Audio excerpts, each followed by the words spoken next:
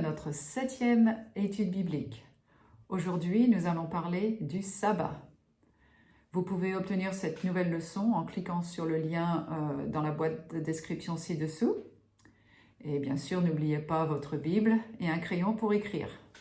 Alors, avant de démarrer, prions ensemble. Dieu Tout-Puissant, merci de nous accorder ce temps pour étudier ta parole. Que le Saint-Esprit ouvre nos cœurs pour recevoir toute vérité. Sois présent avec nous et bénis ceux qui participent à cette étude. Au nom de Jésus-Christ, Amen.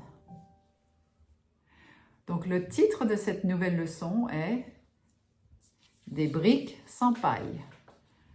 L'histoire est donc basée sur le livre de l'Exode, chapitres 4 et 5. Vous pouvez suivre sur l'écran le passage que je vais lire maintenant.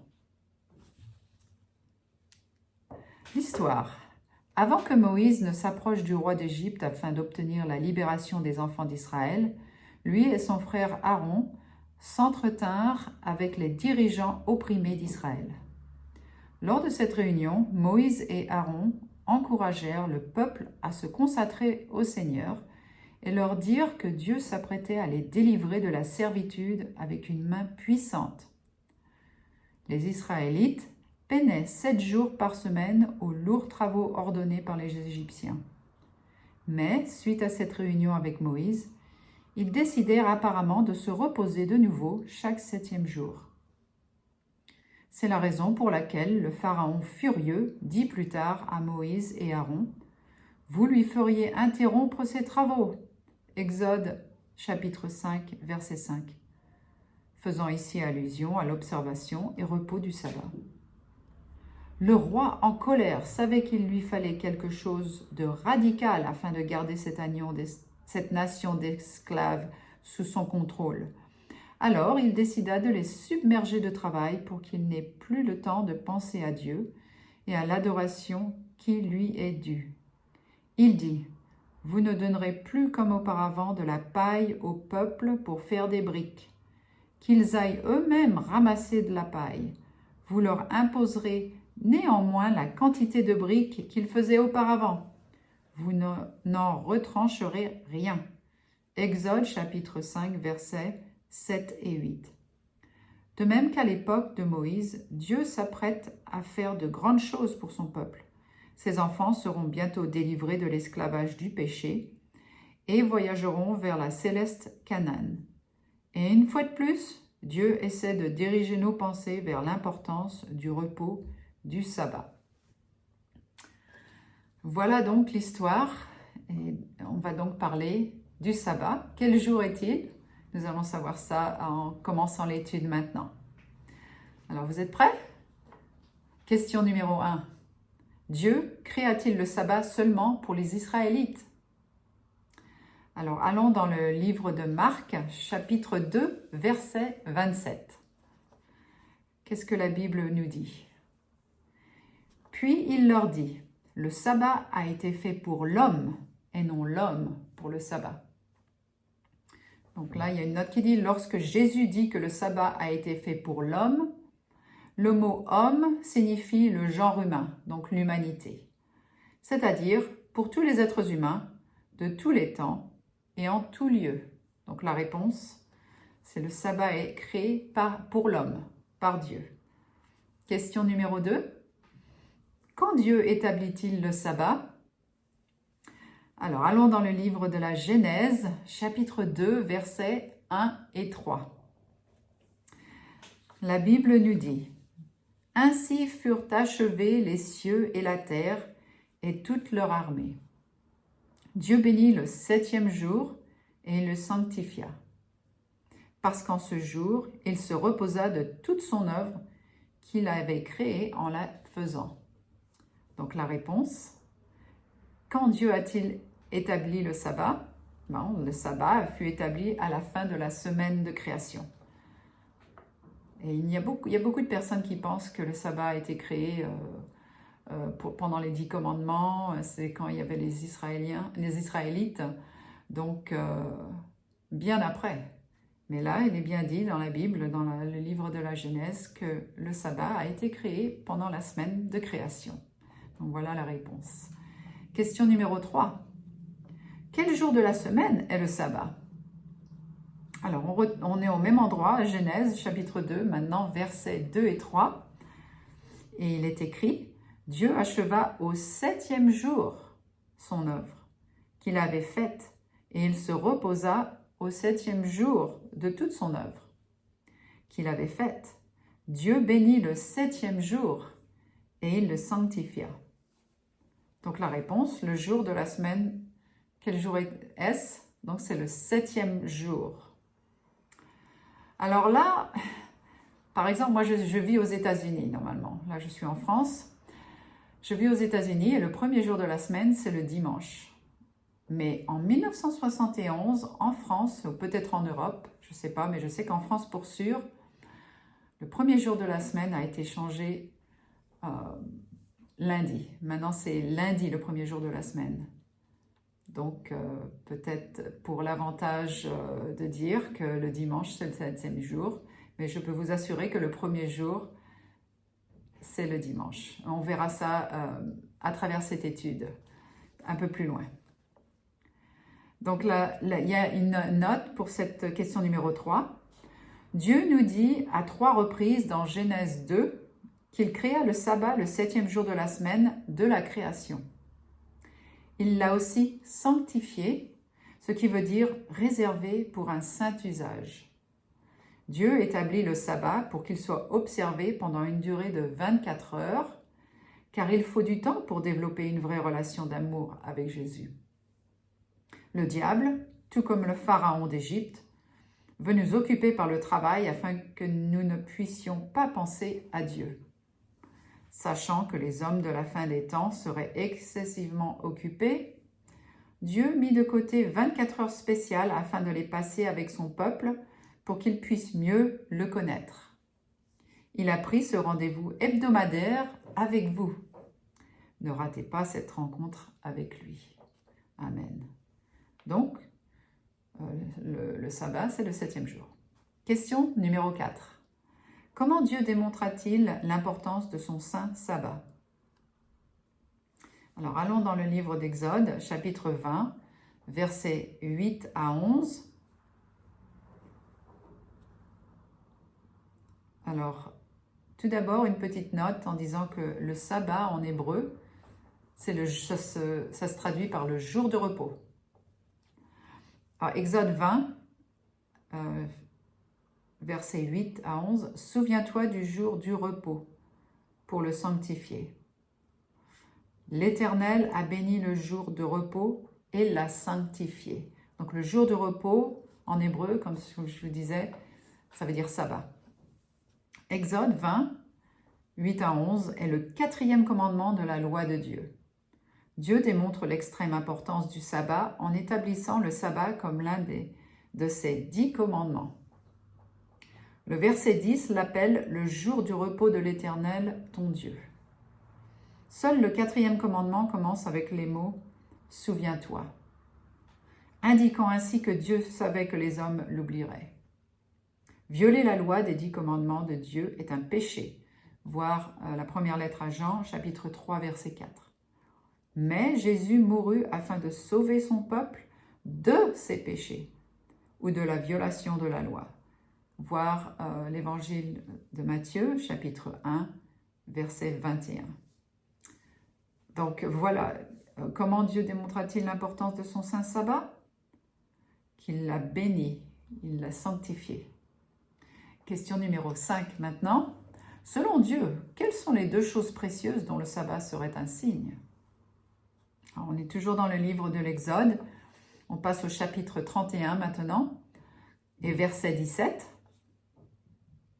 Et la Bible nous dit, « Ce, donc le sabbat, sera entre moi et les enfants d'Israël un signe qui devra durer à perpétuité, car en 6 jours, l'Éternel a fait les cieux et la terre. » Et puis maintenant dans Ézéchiel chapitre 20, verset 12,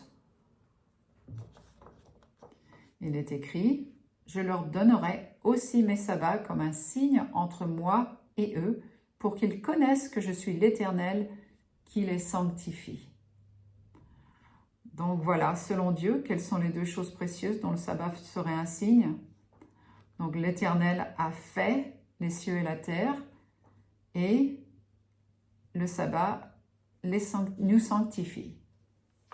Dans la note, il dit, Dieu dit que le sabbat est un signe ou une marque de son pouvoir en tant que créateur et rédempteur. Donc quand on dit il a fait, ça veut dire qu'il est créateur. Dans l'Apocalypse, chapitre 14, versets 6 à 14, Dieu donne 3 messages importants qui doivent être annoncés aux habitants de la terre, à toute nation, à toute tribu, à toute langue et à tout peuple.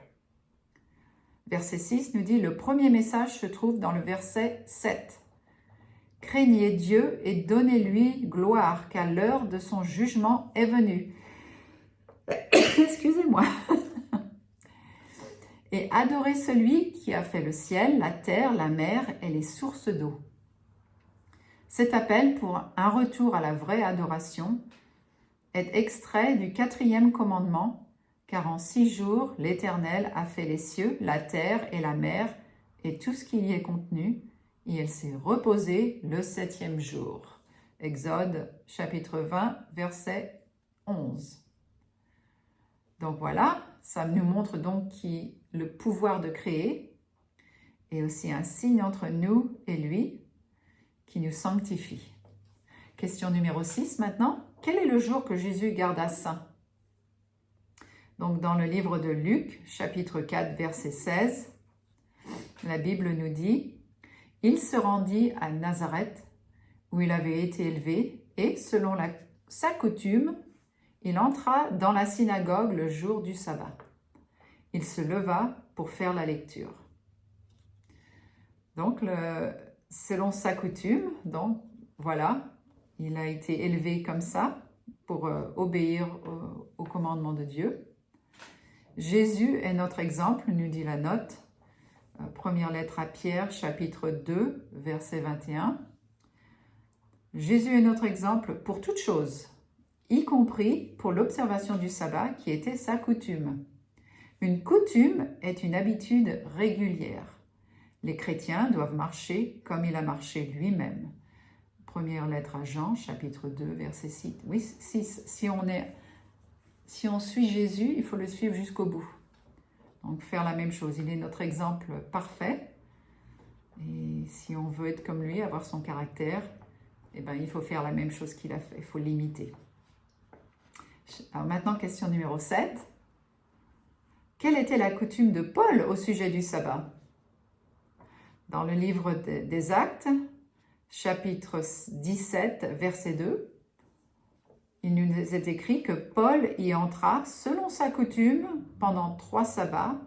Il discuta avec eux d'après les Écritures. Donc là aussi, une habitude régulière, c'est une coutume. Et donc un chapitre après, verset 4, donc Acte 18, verset 4, Paul discourait dans la synagogue chaque sabbat et il persuadait des Juifs et des Grecs. Donc comme quoi le sabbat n'est pas que pour les Juifs, en fait, parce que c'était créé à la fin de la semaine de création, le 7e jour, pour se reposer de nos labeurs, se reposer en Jésus. Donc non seulement pour les Juifs, mais aussi pour les Grecs. Donc la note nous dit, Paul avait également pour coutume d'observer le sabbat le 7e jour. C'est clair et net. Donc Paul n'observait pas le dimanche, le 1er jour. Comme il est dit par les gens, par certains groupes religieux qui disent que le dimanche, c'est le jour du Seigneur.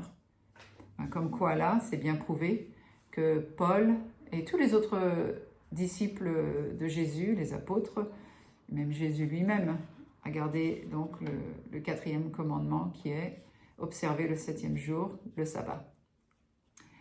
Alors, question numéro 8 maintenant. Les apôtres se sont-ils entretenus avec les non-juifs le jour du sabbat? Alors on reste dans le livre des Actes, chapitre 13, verset 42. Il est écrit: « Lorsqu'ils sortirent, on les pria de parler le sabbat suivant sur les mêmes choses. » Donc comme quoi ils se rencontraient le jour du sabbat, le 7e jour. La note nous dit: « En une autre occasion, les disciples s'entretinrent le jour du sabbat avec un groupe de femmes non juives au bord d'une rivière, car il n'y avait point de synagogue dans la ville. » Voir chapitre 16 du même livre, verset 13. Donc il est clair que les apôtres, Jésus, Paul, tous les disciples observaient le sabbat, le 7e jour de la semaine. Question numéro 9 maintenant. Jésus avait-il pour intention que son peuple observe le sabbat après qu'il mourut pour leurs péchés? Alors allons dans le livre de Matthieu, chapitre 24, verset 20. Jésus nous dit: « Priez pour que votre fuite n'arrive pas en hiver, ni un jour de sabbat. » Donc là, Jésus prédisait la chute de Jérusalem, qui, savait-il, arriverait en année 70 après Jésus-Christ, environ 40 ans plus tard. Donc il l'avait prédit. Il leur conseilla de prier afin qu'ils n'eussent pas à fuir devant les envahisseurs le jour du sabbat. Il est clair que Jésus s'attendait à ce que son peuple garde le sabbat comme un jour saint, même après sa mort. Donc voilà. Question numéro 10 maintenant. La Bible enseigne-t-elle que le peuple de Dieu vivant à la fin des temps garderait également son sabbat comme un jour saint? Très bonne question. Allons dans le livre de l'Apocalypse, chapitre 12, verset 17. On a visité ce verset-là les études précédentes. « Et le dragon fut irrité contre la femme, et il s'en alla faire la guerre au reste de sa postérité, à ceux qui gardent les commandements de Dieu. » Et dans le même livre, on passe au chapitre 14, verset 12. Il est dit: « C'est ici la persévérance des saints qui gardent les commandements de Dieu. »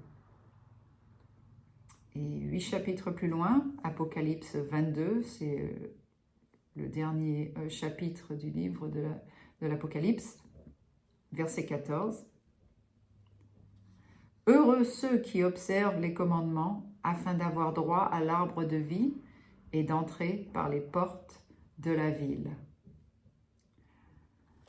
Donc là, il est clair que le peuple de Dieu vivant à la fin des temps, non seulement gardera les commandements de Dieu, mais aura le témoignage de Jésus. Les commandements sont impératifs. On voit que le peuple de Dieu suivra les commandements de Dieu, y compris le 4e commandement. Alors la note nous dit: « Les écritures précédentes font évidemment allusion à l'Église de Dieu vivant à la fin des temps. Et chacun des passages indique clairement que cette Église observe ces commandements, qui bien sûr inclut le 4e commandement au sujet du sabbat. » Donc je ne sais pas si vous avez des origines catholiques, mais les 10 commandements catholiques sont différents des 10 commandements de la Sainte Bible.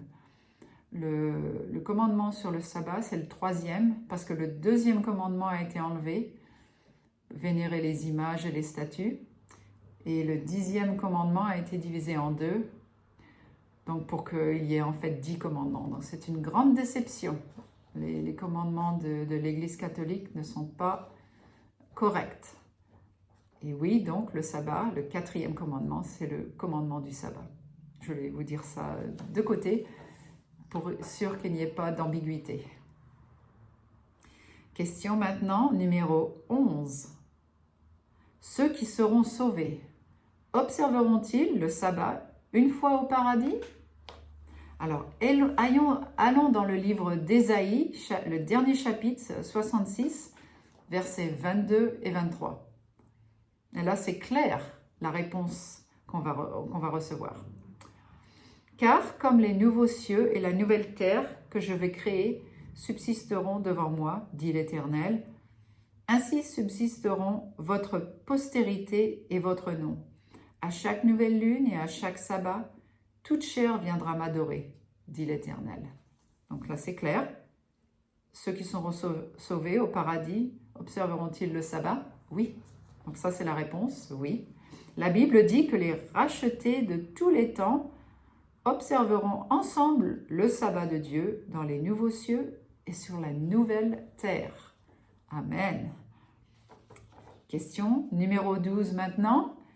Peut-on être sûr que le 7e jour de la semaine, le samedi, soit le même jour du sabbat que Jésus gardait saint?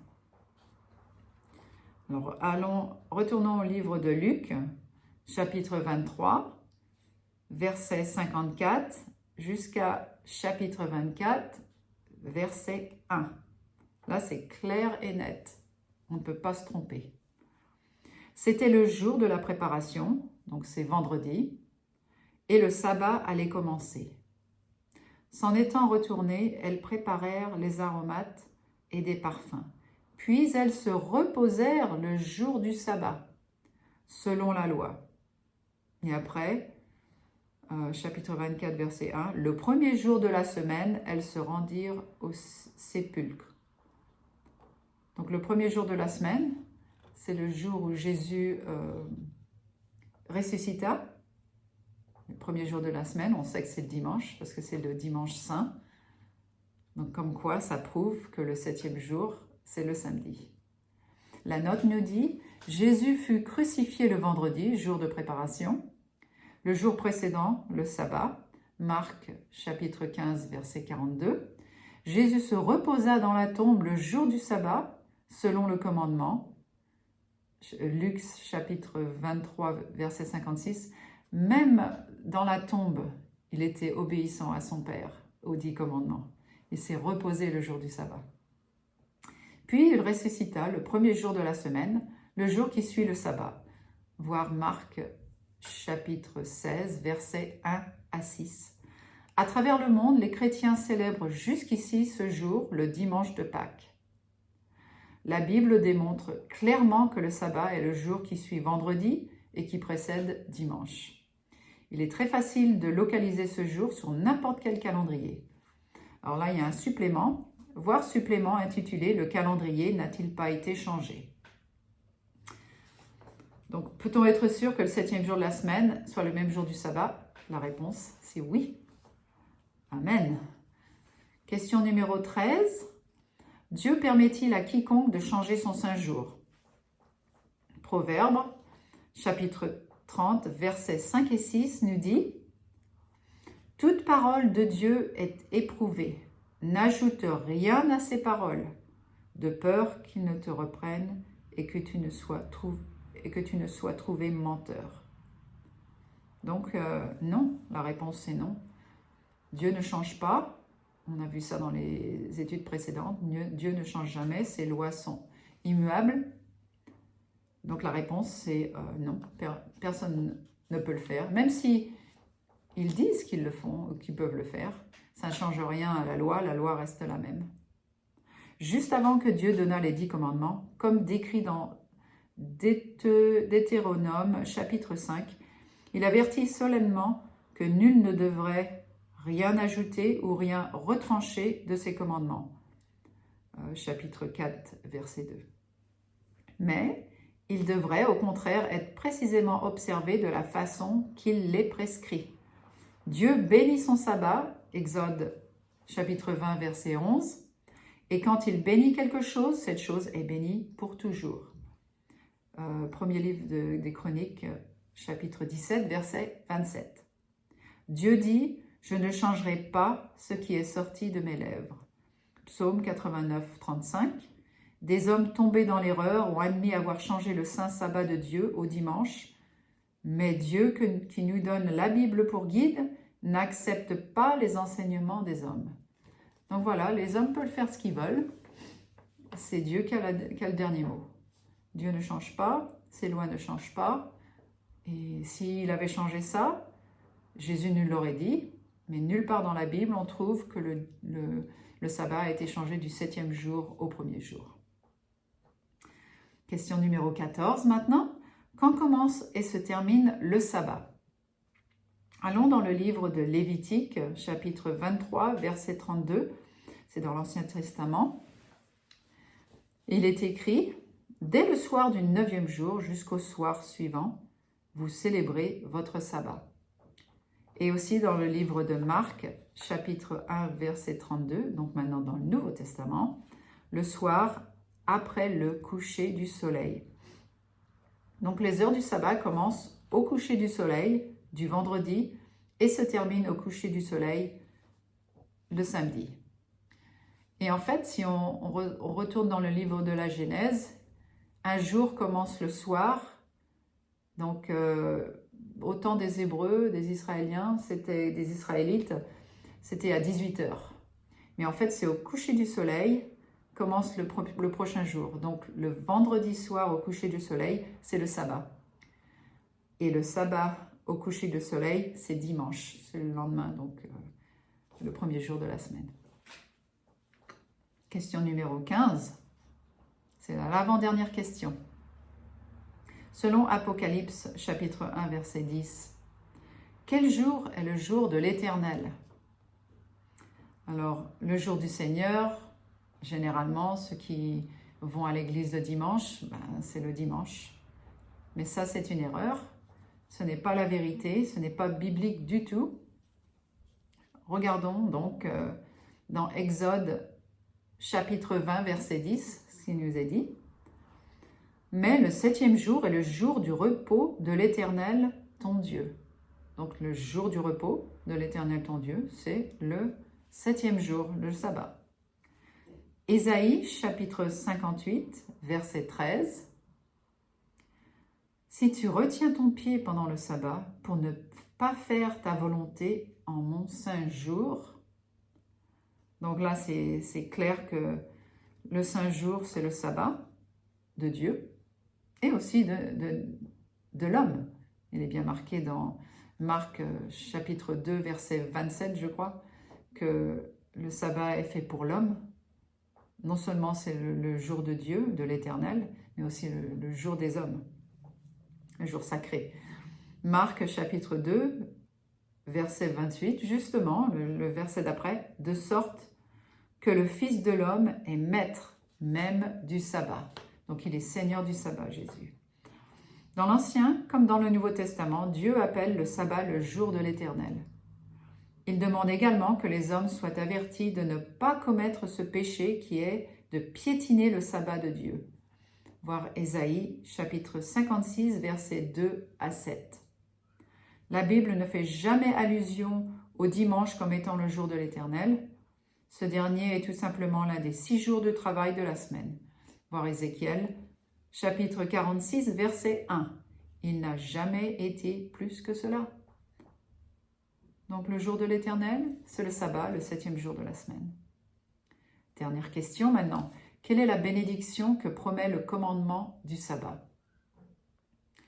Alors dans le livre de Matthieu, chapitre 11, verset 28, il est écrit « Venez à moi, vous tous qui êtes fatigués et chargés, et je vous donnerai du repos. » Dans le livre d'Exode, chapitre 33, verset 14, maintenant, « Je marcherai moi-même avec toi et je te donnerai du repos. »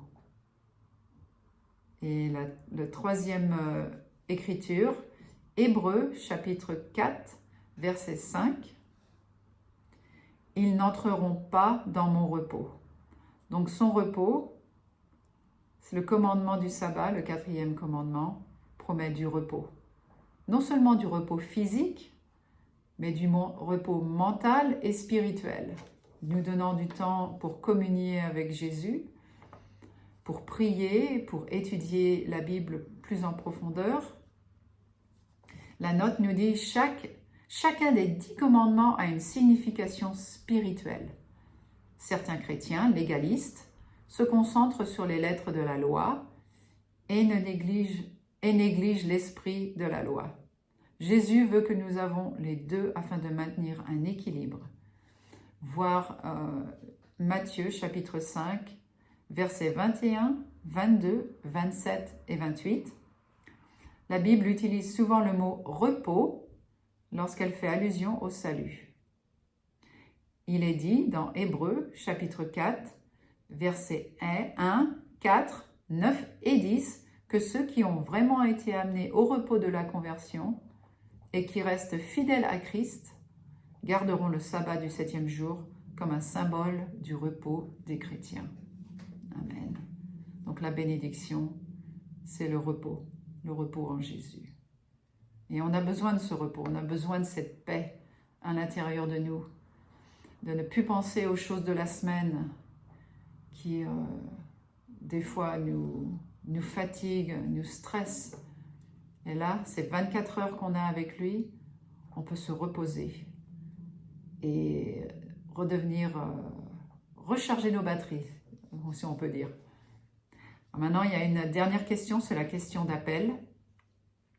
Considérant le fait que Jésus a donné le sabbat comme signe de son pouvoir de créer et de sanctifier, aimeriez-vous commencer à recevoir les bénédictions de ce saint jour en l'observant en son honneur?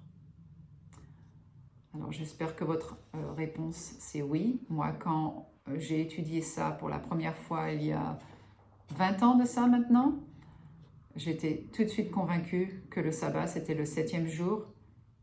Et la semaine d'après, j'ai donc été à l'église le sabbat. J'ai trouvé une église qui était en fait à 10 minutes de chez moi pour pouvoir observer le sabbat comme Jésus l'a fait. Donc j'espère que le Saint-Esprit vous aidera à décider quel jour vous allez observer pour honorer votre Créateur et Sauveur et Rédempteur. Prions. Père Céleste, merci de nous avoir éclairés au sujet du sabbat. Ce jour que tu as sanctifié est un signe entre toi et nous. La Bible est claire concernant le jour du Seigneur, même si les hommes disent autrement. Continue à être avec nous et à nous bénir. Pardonne-nous nos péchés. Au nom de Jésus-Christ, Amen. Alors merci d'avoir participé à cette étude sur le sabbat. Rappelez-vous d'aimer, partager et de vous abonner à cette chaîne et de partager cette étude avec vos prochains. Alors en attendant de se revoir, que Dieu vous bénisse. À la semaine prochaine.